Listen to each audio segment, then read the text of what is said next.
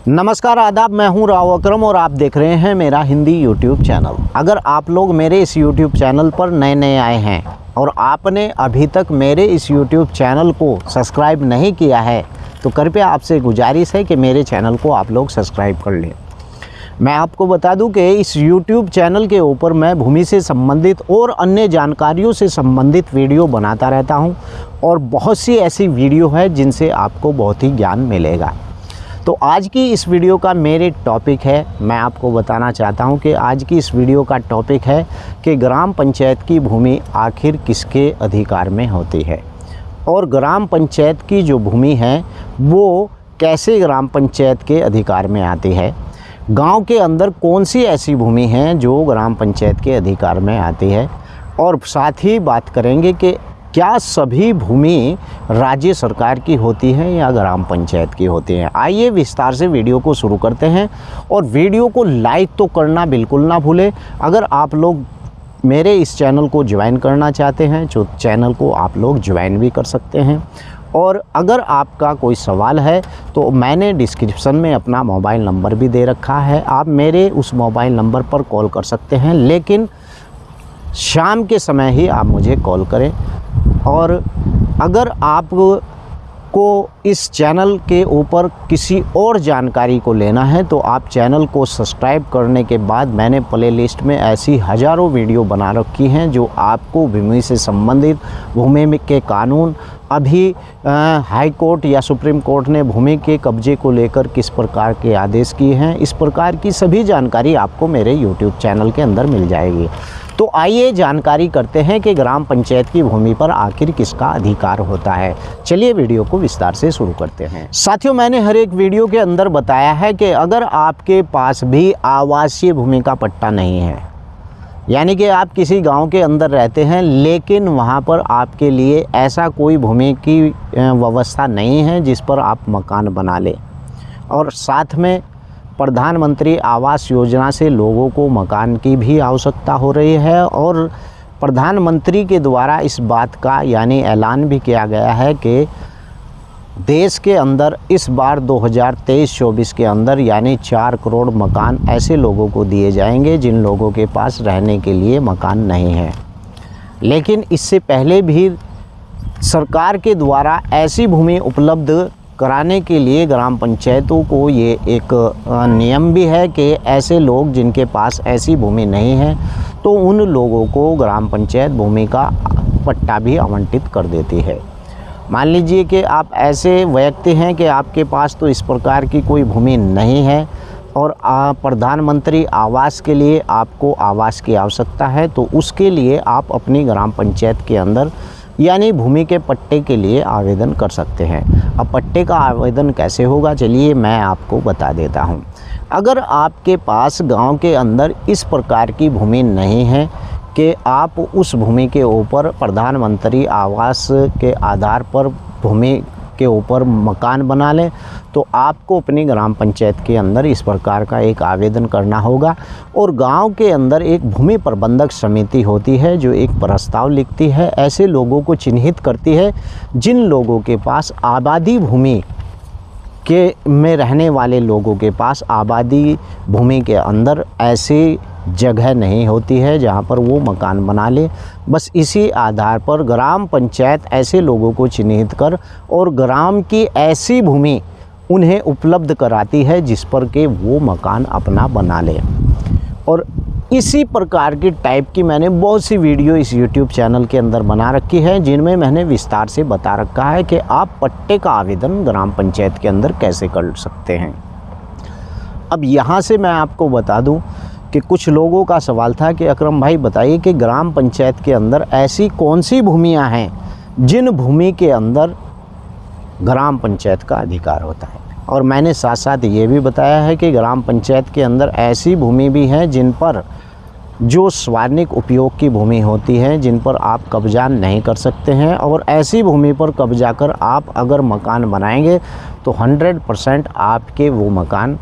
यानी कानून की झपेट में आ जाएंगे और उन पर बुलडोज़र की कार्रवाई हो सकती है। सार्वजनिक उपयोग के अंदर आने वाली भूमि के बारे में मैं आपको बता दूं, तालाब की जो भूमि होती है ये भी सार्वजनिक उपयोग की भूमि होती है। जैसे खलियान, खाद के गड्ढे या फिर इस प्रकार से कब्रिस्तान या फिर इस प्रकार से जो धोबी घाट या फिर होलिका दहन, इस प्रकार की जितनी भी भूमि छोड़ी हुई होती हैं या श्रेणी 6-2 की जो भूमि होती है, आबादी के अंदर ही है लेकिन स्वार्णिक उपयोग की भूमि होती है, ऐसी भूमि बहुत सी होती हैं जो स्वार्णिक उपयोग की होती हैं, जिन पर आप कब्जा कर कभी भी मकान ना बनाएं, अन्यथा आपके खिलाफ़ कार्रवाई उस पर होगी। यहाँ पर अगर मैं आपको बता दूं कि लिमिटेशन एक्ट की धारा 64 के आधार पर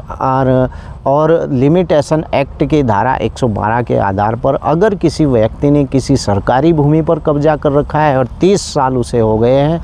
लेकिन वो कब्जा साबित कर देता है तो वो भूमि का मालिक हो जाता है। लेकिन वहाँ पर भी एक सिचुएशन है कि अगर आपने स्वार्णिक उपयोग की भूमि पर 30 साल से कब्जा कर रखा है तो आप बिल्कुल भी वहाँ पर कब्जा साबित नहीं कर सकते हैं। अगर कोई उससे अलग स्वार्णिक उपयोग की भूमि से को छोड़कर, ज़मीन को छोड़कर उससे अलग अगर कोई भूमि है तो वहाँ पर आप कब्जा साबित कर सकते हैं। लिमिटेशन एक्ट ये कहता है, प्रतिकूल कब्जा कानून, कि अगर आपकी भूमि पर आपने किसी जो है कोई उस भूमि का टाइटलधारी है, मालिक है, और उसकी भूमि पर आपने 12 साल से कब्जा कर रखा है और कब्जे को आप साबित कर सकते हैं और उस कब्जे मालिक ने जिसकी वो भूमि थी वो आपके खिलाफ़ 12 साल तक किसी न्यायालय में ज़मीन को छुड़वाने के लिए नहीं गया और वहाँ पर आप रहते हैं तो आप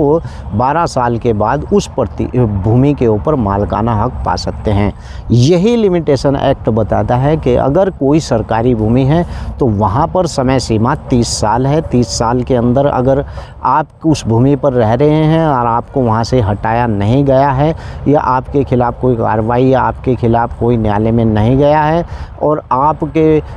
कब्जे पर किसी प्रकार का विवाद नहीं है, लेकिन सार्वजनिक उपयोग की भूमि को छोड़कर, यानी कि मैंने पहले ही बता दिया है कि सार्वजनिक भूमि को छोड़कर 30 साल तक अगर किसी भी सरकारी भूमि पर आपका कब्जा है तो उस पर भी आपका नाम सरकारी भूमि में दर्ज हो सकता है। तो आइए ग्राम पंचायत के अंदर किस प्रकार की भूमियों के ऊपर अधिकार होता है उसके बारे में मैं आपको विस्तार से बता दूं कि ग्राम पंचायत की भूमियों पर किसका अधिकार होता है। ये सारी भूमि राज्य सरकार की होती है। तो चलिए मैं विस्तार से ये भी बता देता हूँ।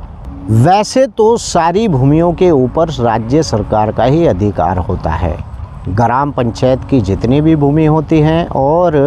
राज्य सरकार के अधीन जितनी भी भूमि आती हैं, उत्तर प्रदेश राजस्व संहिता 2006 धारा 54 के तहत समस्त भूमियाँ, यानी कि जो समस्त भूमि है राज्य सरकार की होती हैं और समस्त सार्वजनिक मार्ग जिसे चक मार्ग कहते हैं वो भी राज्य सरकार के ही होते हैं। और इसके साथ जो पथ होते हैं, सेतु होते हैं, खाइयाँ होती हैं और इन पर की बगल में, इनकी बगल में जो तट बांध होते हैं, यानी बाड़े, नदी, नल, झरने, नाले, झीलें, तालाबे और पोखर और समस्त नहर और जल यानी कि मार्गों का समस्त यानी स्थिर और प्रवाहन यानी जल और समस्त भूमि नदी कहीं पर और कहीं भी स्थित हो जो किसी व्यक्ति की स्वामित्व में ना हो, यानी कि और जहाँ तक कि किन्हीं व्यक्तियों का किन्हीं अधिकारों को उनके अंतर्गत या उनके ऊपर स्थापित हो जाने से के संबंध में, यानी सिवाय उस समस्त यानी जो वो भूमि है जो विधि के उपबंधों के यानी किए जाने के सिवाय समस्त अधिकार राज्य सरकार का ऐसी भूमियों के ऊपर होता है। लेकिन जो भूमि इस संहिता के लागू होने से पहले किसी व्यक्ति के अधिकार में थी और उस के बाद इस विधि को लागू किया गया है तो उस भूमि का मालिक वही होगा जिस व्यक्ति के वो भूमि कब्जे में रही हो। तो मैंने बता दिया कि ग्राम पंचायत ये राज्य सरकार की सभी संपत्तियां होती हैं और आपकी जो यानी खेत है और खेत की जो मेड़ होती है ये भी राज्य सरकार की संपत्ति होती है। तो इस प्रकार से मैंने आपको आज इस वीडियो के अंदर बताया कि ग्राम पंचायत के अंदर आप पट्टे की कैसी विधि है, किस प्रकार से ले सकते हैं और मैंने ये भी बताया है कि आपके ग्राम की जो संपत्ति होती है उस पर किसका अधिकार होता है। वीडियो आप लाइक ज़रूर कर दें और चैनल पर अगर आप नए आए हैं तो चैनल को सब्सक्राइब कर लें। जय हिंद, जय भारत, खुदा हाफिज।